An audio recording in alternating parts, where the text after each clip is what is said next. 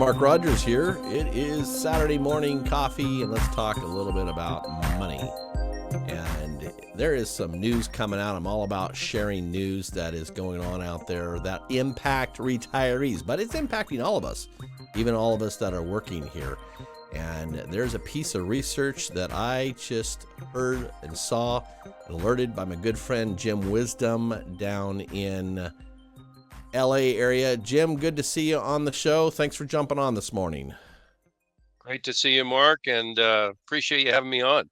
Yeah, I think thanks for alerting that this piece of research we want to bring people's attention to. I work with a lot of retirees, and as was noted, I widows that are sitting there trying to keep a income coming in. They go to the grocery store and they find out that stuff is getting so expensive.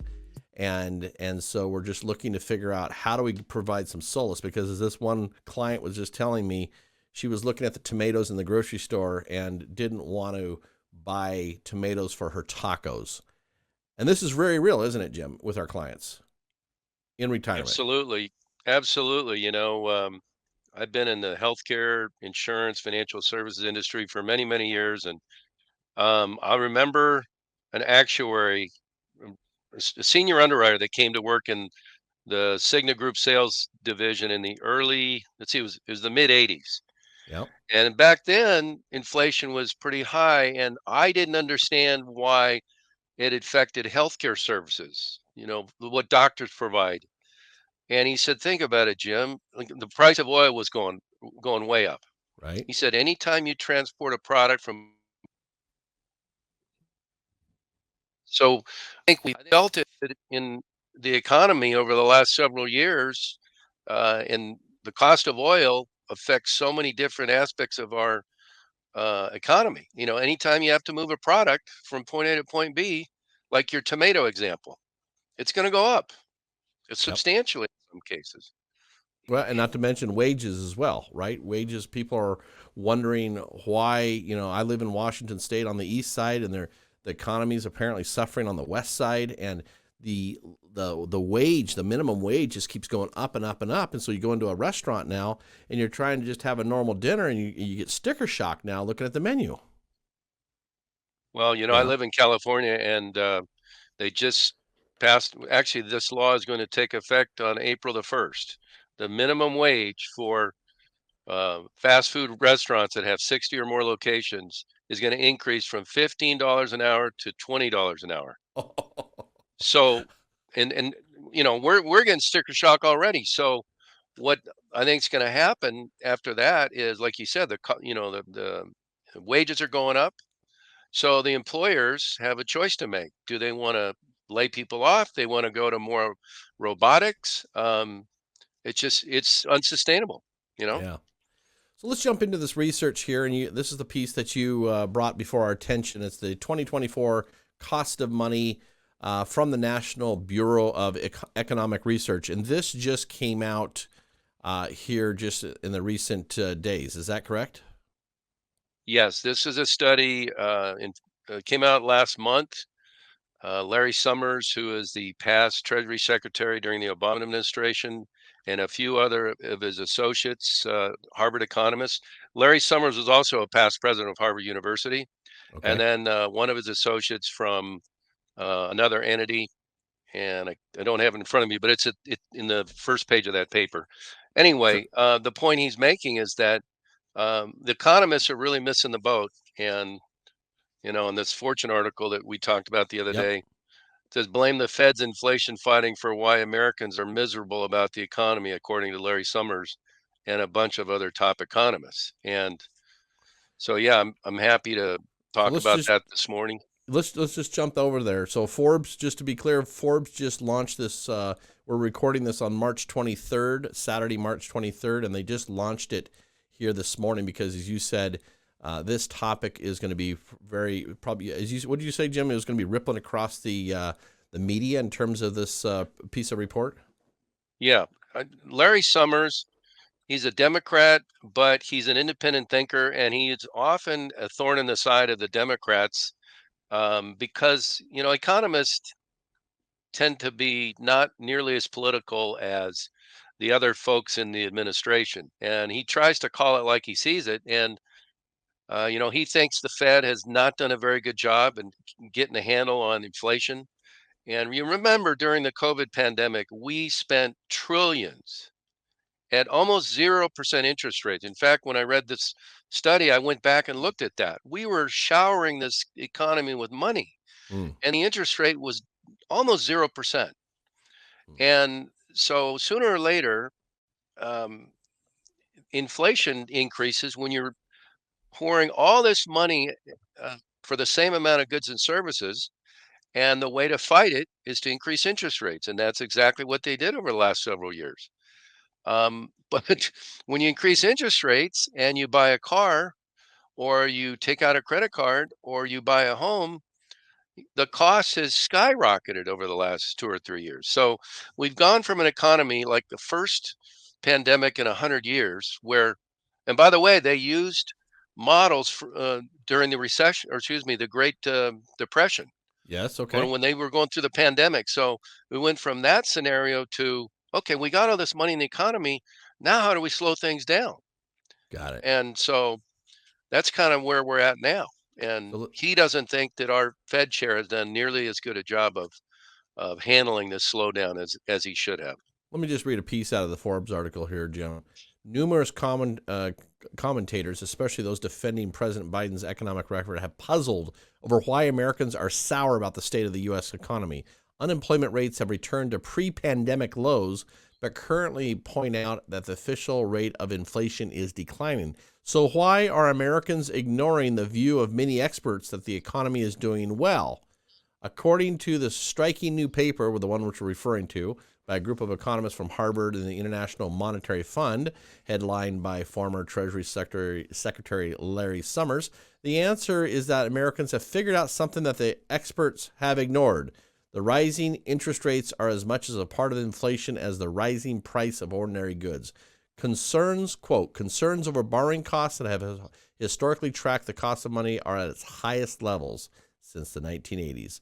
Alternative measures of inflation that include borrowing costs account for most of the gap between the experts' rosy pictures and Americans' skeptical assessment.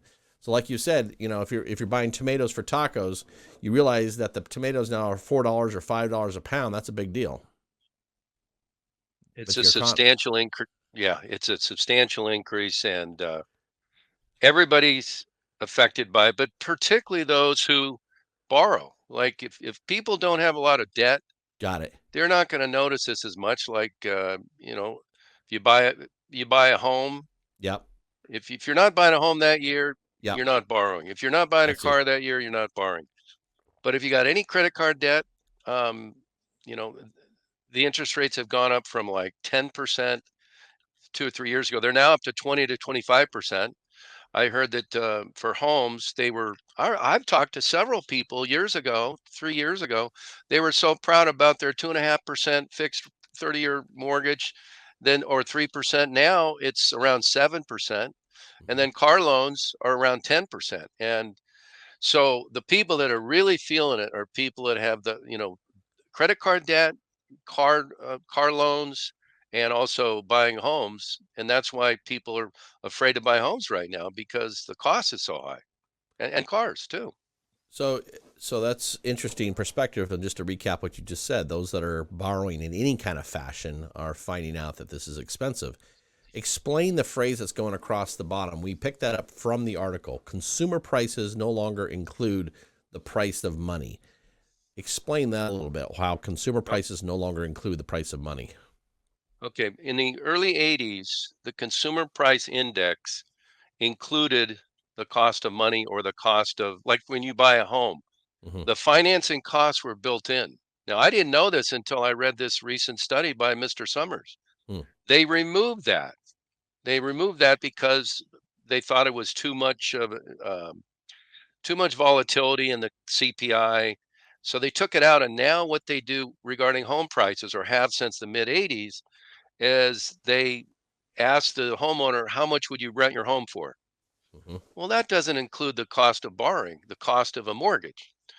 Um, same thing with cars. They said that, the current CPI doesn't reflect the financing cost of buying a car. So what they're doing here is they're looking at the cost of money pre 1983 when they changed things. And what they found is inflation is not at 3%, it's closer to 8%. And it peaked about a year ago under that model around 18, 19%. So, in reality, they're understating the inflation rate substantially, at least according to the authors here. So let me just recap what you just said, Jim, and for those of us that don't know, the Consumer Price Index has been a metric that's been around since what, the early '80s or something like that. Well, it's been around longer than I think the 50s, but they Okay. changed it in the Yeah. 80s because, yeah. Yeah, and that's the premise of it is initially the Consumer Price Index was supposed to hold all these types of costs that we all consume, Consumer Price Index. But what you're saying, and it's been well known, is over time they're removing some of those metrics out of the index, which is That's false, right. which is basically given a false number because it's not including everything that we consume as Americans, as consumers. That's right. And so what the authors are saying is that economists are not taking into account what the average consumer is going through. In Mm. fact, in the last part of this article, one article I read about this, you'll get a kick out of this one. This researcher says here, give me 1 second. He says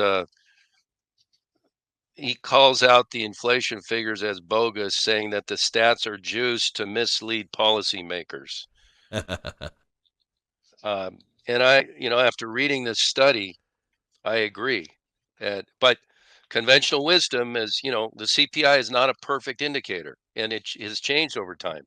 Got it. And so what these authors are saying is you're missing the cost of money, the cost of borrowing in this CPI, and it's not 3%, it's closer to 8%. And as a financial planner, we do a lot of financial planning for our clients, and one of the first thing I thought about when I saw this study is, what are we assuming as financial planners? Are we assuming 3% in our inflation Right. figure? Right.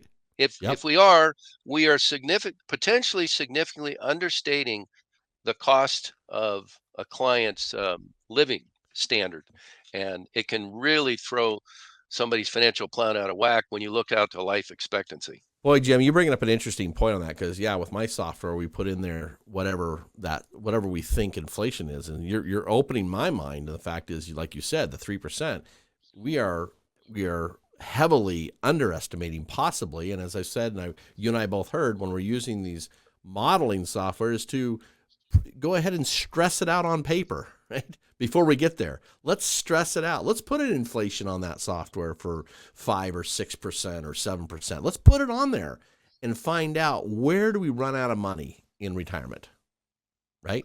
Well, that's right. I mean, financial planning is really contingency planning, and who would have thought we would have had a 100-year pandemic back in 2020?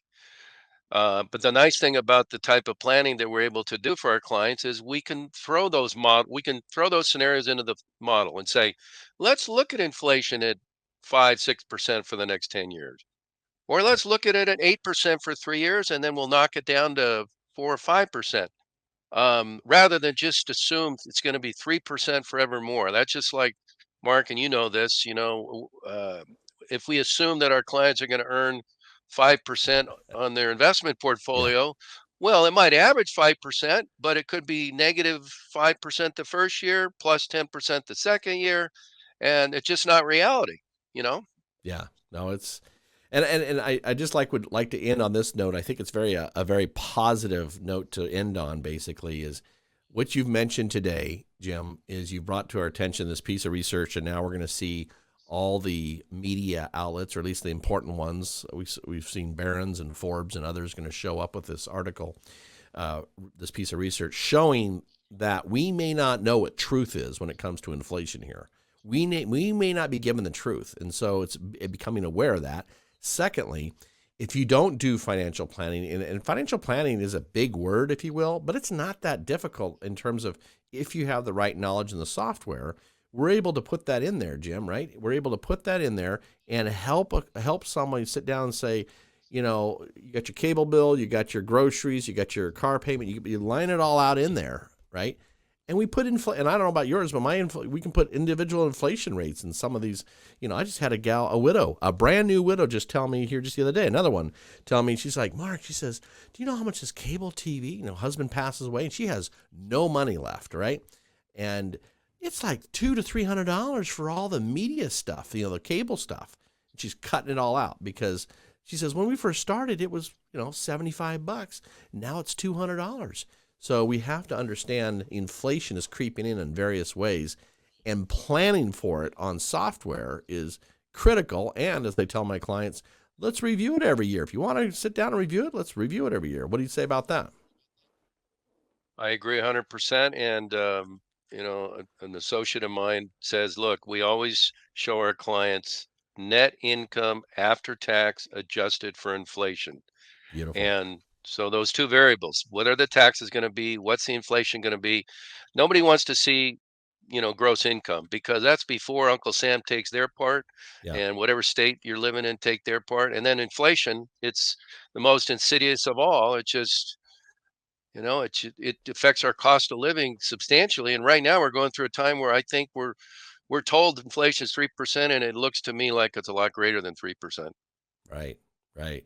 Hey, I appreciate you, Jim, bringing this out here, because this is a comparative piece, and probably down below in the article, we'll go ahead and link to the Forbes article that's out here. We have the PDF of the original one, but it's very dry reading. But maybe we'll bring in the Forbes link down below, so that if you're interested in seeing this further, well, we can do that. So, well, I appreciate you jumping on, Jim, today for just a few minutes on a Saturday morning. And you gave me a lot of food for thought, and I hope everybody else has a little food for thought to recognize that if you're not doing just very basic planning, it's time to enter a few numbers with somebody's help, and make sure that inflation is being stressed out on your plan, because it could be surprising. And you and I both know, Jim, when someone's in their 80s and they're being surprised, they've got a lot of regrets, because they don't know what's going on. There's no way to turn the ship around, because they didn't make these planning objectives back in their 60s. Well, I've really enjoyed it, Mark, and I do agree that, you know, surprises, the only thing I like to give surprises to my clients if it's a good surprise. A bad surprise, particularly like you said, in that age bracket, is not a pleasant message to deliver. So. Exactly. All right, we'll catch you in another one, Jim. And so, all right, thank you. You're welcome. Yes. And check in down below for all the lists and such, because we're giving this. We want to make sure that you're up to speed with what's going on in your retirement as well.